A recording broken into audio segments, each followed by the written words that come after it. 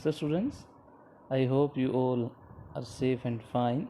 So today we are going to do class 9 science physics chapter 2, that is force and laws of motion.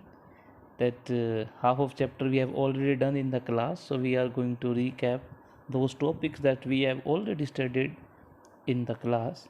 So here we have, just see the cursor and the mouse, force. So what is the meaning of force? It means it is a kind of push or pull that tends to change the state of an object. तो force क्या होता है? Push या पुल. Push होता है किसी चीज़ को धकेलना और पुल होता है खींचना. और अगर इसकी हेल्प से अगर हम किसी ऑब्जेक्ट की स्टेट को चेंज कर दें तो उसे हम कहते हैं कि हमने क्या अप्लाई किया है, वहाँ पर एक फोर्स अप्लाई किया है. So what is the meaning of state? So when we say state, it means state of an object is described by speed and direction of an object.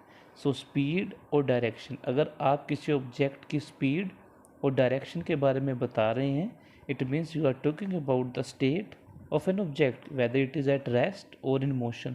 और अगर वो मोशन में है तो कितनी स्पीड के साथ वो मूव कर रहा है. तो speed and direction describe the state of an objects. So when we say the SI unit, the most important part, so SI unit of force is Newton. So you can see the cursor, the Newton. तो force की SI unit क्या है? Newton. Then we have effects of force. जब हमने कह ही दिया कि हमने force अप्लाई किया किसी चीज़ के ऊपर, then कौन कौन से changes उस object के अंदर आ सकते हैं? These are the effects of the force. So force can move a stationary object. A stationary means कोई object रेस्ट पर है. अगर कोई object रेस्ट पर है तो हम force लगाकर उसे मूव कर सकते हैं. Force can stop a moving body. अगर कोई body मूव कर रही है तो हम force लगाकर उसे stop कर सकते हैं. Force can change the shape and size of the object. किसी object की shape और size को अगर change करना है तो force लगाकर हम उसे भी कर सकते हैं. Force can change the direction of an object. Force की हेल्प से हम किसी ऑब्जेक्ट के डायरेक्शन को भी चेंज कर सकते हैं. देखिए, किसी रुके हुए ऑब्जेक्ट को मोशन में ला सकते हैं. कोई ऑब्जेक्ट अगर पहले से मूव करा, वी कैन स्टॉप इट. आपने देखा होगा फुटबॉल की गेम में जो गोलकीपर होता है कैसे वो बॉल को स्टॉप कर लेता है अपने हाथ से फोर्स अप्लाई करके. और अगर कोई बॉल पड़ी हुई है, जब किक मारनी होती है तो रुकी हुई बॉल को किक मार के मोशन में ला सकते हैं.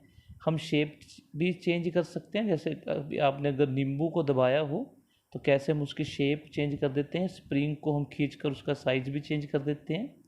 डायरेक्शन की बात करें तो जब कोई फुटबॉल की गेम में किक मारता है तो वो उस किक को लेफ़्ट राइट किधर भी मार सकता है.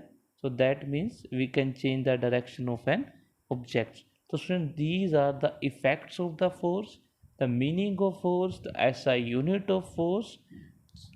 And now let us talk about balanced and unbalanced force. So here we have balanced and unbalanced force. If the resultant of all the forces acting on object is zero, अगर किसी object पर कई तरह की force लग रहे हैं और उन सब का जो रिजल्ट है वो जीरो है तो उन्हें हम कहते हैं फोर्सेस किस कंडीशन में? They are called balanced forces. तो ऐसे फोर्सेस को हम क्या कहते हैं स्टूडेंट्स? Balanced forces. एग्जाम्पल से आपको समझ आएगा. You can see here a table and there is a kind of book placed on the table. And ये जो एरो दिख रहा है, इट मीन्स इस बुक को कोई लेफ़्ट साइड पर खींच रहा है. एंड दिस एरो मीन्स इस बुक को कोई राइट साइड पर खींच रहा है. तो दोनों तरफ से एक जितना फोर्स लग रहा है तो ये बुक किस में रहेगी? रेस्ट में रहेगी. Here you can see applied force. आप किसी ऑब्जेक्ट को ऐसे लेफ्ट से राइट की तरफ खींच रहे हैं और जो फ्रिक्शन फोर्स आपको पता है हमेशा अपोजिट डायरेक्शन में लगता है, तो वो कहाँ लग रहा है? राइट से लेफ्ट. आप कर्सर को देखिए, ये एरो देखिए, राइट से लेफ्ट है. And in the second case you also see the applied force in the right direction, the friction in the left direction. तो both are same, direction opposite है forces की, लेकिन इनकी वैल्यू क्या है? सेम है. मीन्स इनका मैग्नीट्यूड क्या है? सेम है. ऐसी कंडीशन हम कहते हैं बैलेंस्ड फोर्स, जब हर तरफ से एक जितना फोर्स लगता है.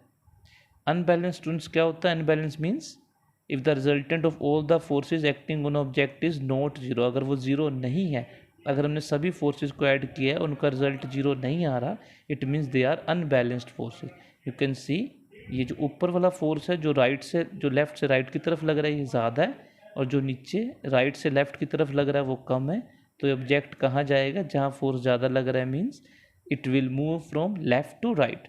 It means the resultant is not zero. एक फोर्स ज़्यादा है, एक कम है. इस कंडीशन को हम कहते हैं अनबैलेंस्ड फोर्स. तो आई होप आपको ये समझ आ गया होगा. So thank you very much.